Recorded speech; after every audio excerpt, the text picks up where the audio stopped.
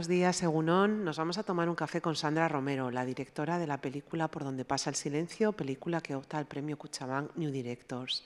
Buenos días, Sandra. Encantadísima de tenerte con nosotros y enhorabuena por tu película. Buenos días, Johnny. Muchas gracias. Bueno, mira, hay ya directamente el título, Por donde pasa el silencio. ¿Por qué el título, este título? Pues el título viene, claro, del cortometraje homónimo y se quedó, pero el paso del silencio desapareció en la película. Me pasé a la sangre, al paso de la sangre. Entonces, durante el proceso, pensé, ¿debería seguir llamándose Por donde pasa el silencio? Y ahí, en esa pregunta, al final encontré un sí, porque siento que el título se relaciona ahora de una manera distinta con esta película, con este largometraje.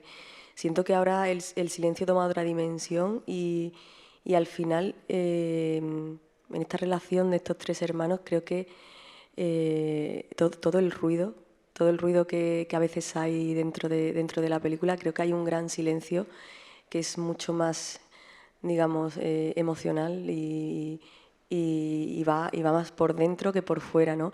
Entonces yo decidí dejar el título también y un gesto a ese silencio, que es cuando Antonio le dice a la madre que no hable porque van en penitencia. Y, y bueno, me gustó cómo se relacionó este título con esta nueva película que es muy distinta, ¿no?, a la anterior, al cortometraje. Sí, pues mira, también te quiero preguntar, a ver, tu película tiene, tiene peculiaridades, ¿no? De entrada propones, creo, algo nuevo. Ya no se habla de una película realista, se habla de una peli hiperrealista. Y te comentaba antes que cuando yo la vi, me recordé, tus protagonistas me recordaron a los personajes del Año de Descubrimiento, la película de López Carrasco. Y justo me has dicho que tú trabajaste ahí y que de ahí algo aprendiste. Entonces, porque para mí la pregunta es cómo consigues ese tono, cómo consigues ese resultado. Y parece que hay una correspondencia, ¿no?, entre tu relación con la película del Año de Descubrimiento y tu película.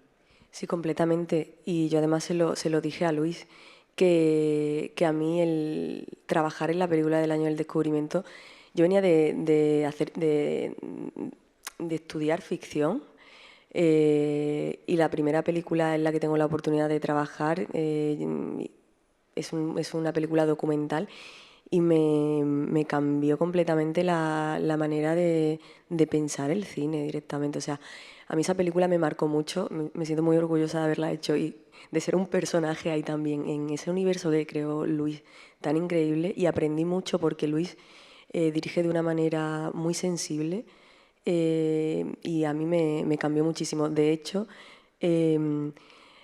claro, yo a Luis le mandé el cortometraje y recuerdo que él fue el primero en decirme, Javier Javier es increíble, tienes ahí una película que va de otra cosa.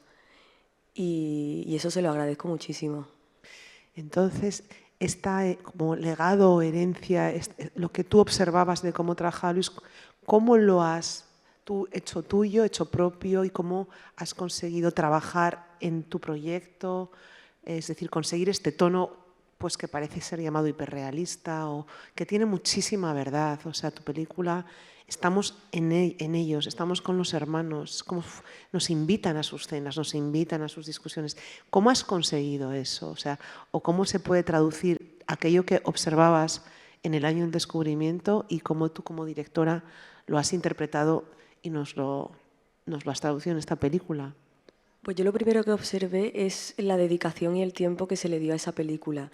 Creo que cada película tiene un proceso distinto y creo que el tiempo es fundamental en alguna de ellas. El poder estar y poder estar con las personas que van a salir en tu película y de alguna manera relacionarte mucho más allá que lo estrictamente profesional, en el sentido de bueno, esto es una profesión, pero es que es un trabajo muy personal.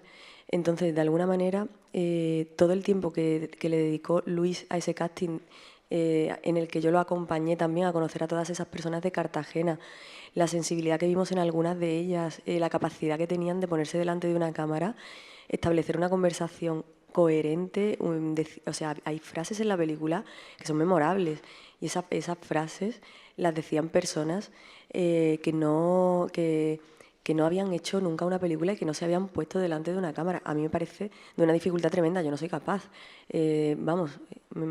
Admiro muchísimo esa capacidad que tenían estas personas. Entonces, de alguna manera, esa forma de dirigir de Luis, de meterme a mí en la película como un personaje, dirigir la película desde dentro, teniendo como esos apoyos que él tenía, ¿no?, conmigo, con el resto del equipo, y cómo él también manejaba las conversaciones, pero dejaba que la realidad pesase en la película, porque sabía que en la realidad es donde iba a encontrar la emoción también. Yo creo que eso es con el aprendizaje que ahora mismo, así como te puedo decir, pero seguro que mucho más.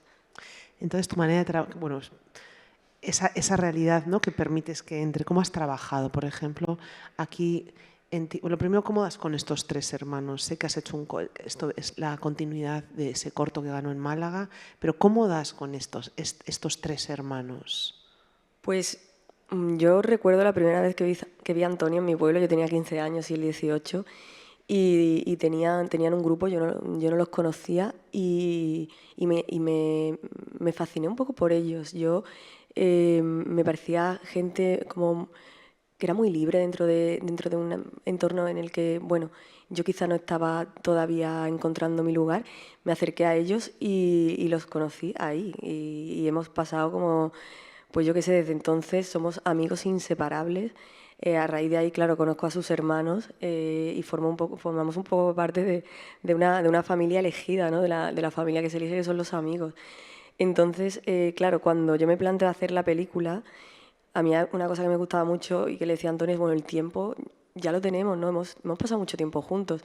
Ahora necesitamos más porque esto va a cambiar. Ahora, de alguna manera, con una película nos tenemos que cuidar mucho también y vamos a profundizar en cosas que quizás en el día a día no estamos profundizando tanto, ¿no? Y, y eso es, bueno, de ahí nace nuestra relación, la de los hermanos y yo.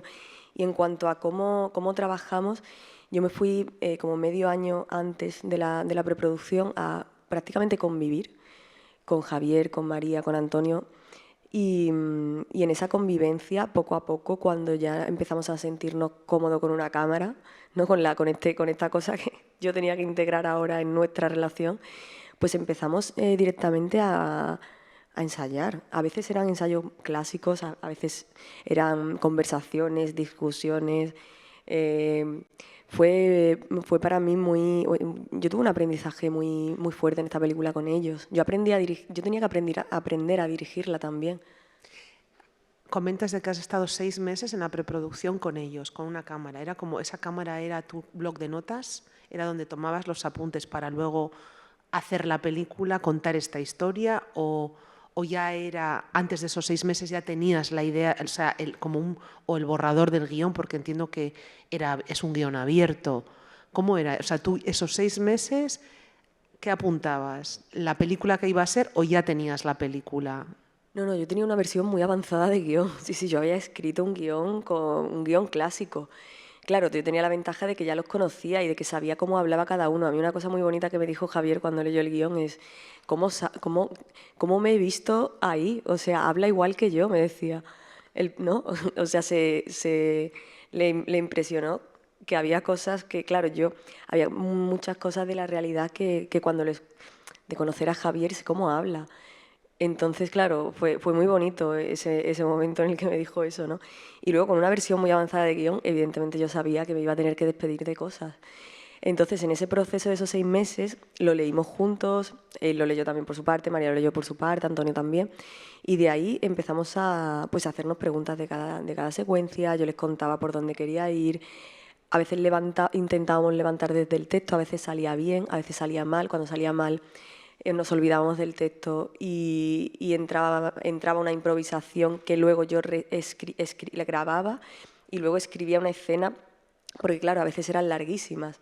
Entonces yo en esa improvisación que tenía mi cámara, volví a verla, la reescribía, se la pasaba a ellos y ellos tenían, es que sorprendentemente la última versión de guión, la que fue a rodaje, no cambió tanto. Ellos tenían, o sea, tienen una capacidad de memorizar un texto y de no perder lo que estábamos buscando como muy fuerte. Luego sí que es cierto que durante la película, por ejemplo, hay algunas escenas que de repente yo me daba cuenta de que habíamos quemado y tenía que encontrarla por otro lugar y ya está, ¿no? Pero era necesitábamos ese ensayo y bueno, y creo que de alguna manera también ha tenido una parte muy clásica en el proceso. O sea, entonces, fíjate que teniendo un enfoque muy clásico, un guión escrito, el resultado es realista, verdad, una peli que parece que es documental, que has puesto la cámara y las cosas suceden. Y fíjate, o sea, que ahí hay mucho trabajo detrás de preparación. Tampoco entiendo que habrá parte ficcionada, habrá parte de realidad, y ahí está como buen alquimista has conseguido este resultado. Es una película que nos mete de lleno en la familia. A mí yo siempre me he sentido invitada en esa mesa donde comen todos y donde todo ocurre sin ningún tipo de censura, con un permiso brutal a que todo ocurra y que da igual, ¿no? Si es incómodo. Bueno, estamos muchas veces en sitios incómodos, pero quería, aparte de este retrato de familia, para mí, antes de terminar, ¿qué tiene de denuncia la película, si la tiene?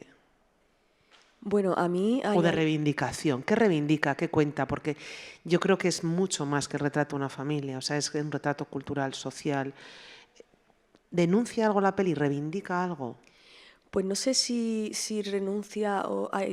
si denuncia o reivindica, pero sí que es verdad que a mí me parecía que de donde yo vengo pasan cosas que yo necesitaba que estuviesen en la película. Cosas que a mí me inquietan y que forman parte de una generación que a veces siento que está triste en mi pueblo.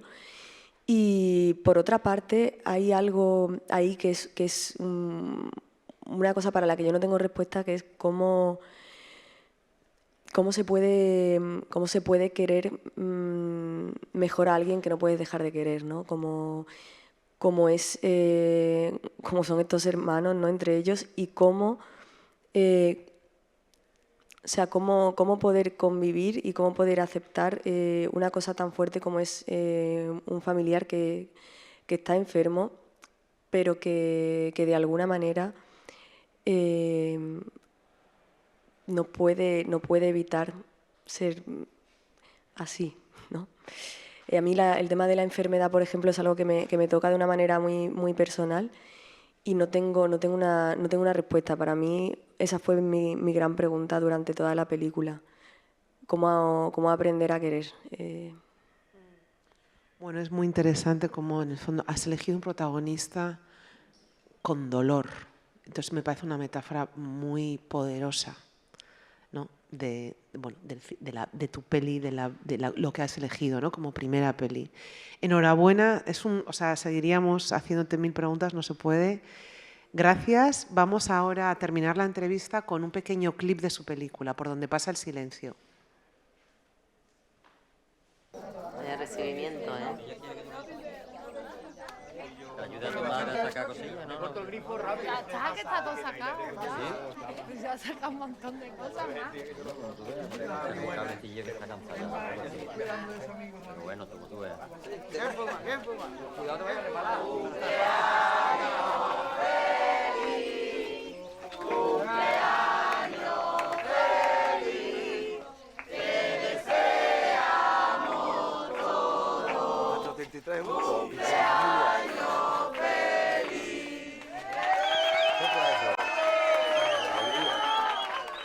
Ahora. Vamos. ¡Va por ustedes! ¡Vamos! ¡Viva! ¡Un deseo, un deseo! Una. ¡Vamos!